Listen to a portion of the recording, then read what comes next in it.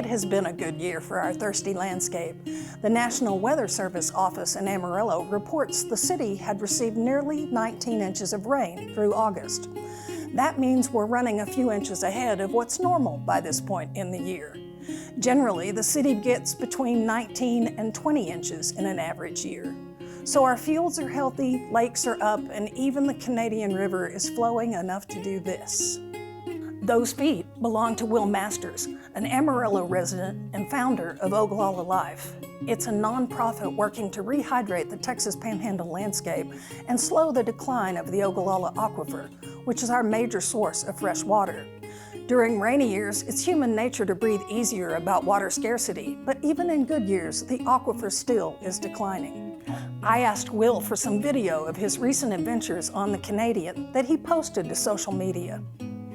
In fact, spending time in nature has been linked to a host of benefits, including improved attention and lower stress.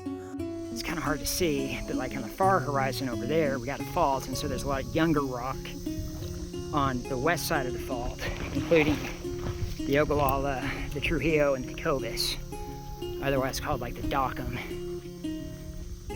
And in fact, I think that's a little bit of Trujillo over there. But anyway, it's just a really cool spot, and the river has like a lot of complex interactions with the geology, and it is properly understood. I mean, it's like a freaking conveyor belt of sediments. But Will believes our presence in nature could also help us understand what's at stake if we don't conserve. I think the biggest barrier to public understanding and engagement is public access to the land. And so if our landscape is owned, private, real property, and the public, by definition, does not have the ability to access, then why does the public care? And I think that is at root of many of our problems, Amarillo, Lubbock, Toya, Hereford, etc. Our public has been disconnected from the landscape that sustains it. Our communities have been disconnected from the landscape that sustains it. And I think the solution is reconnecting our communities with the landscape.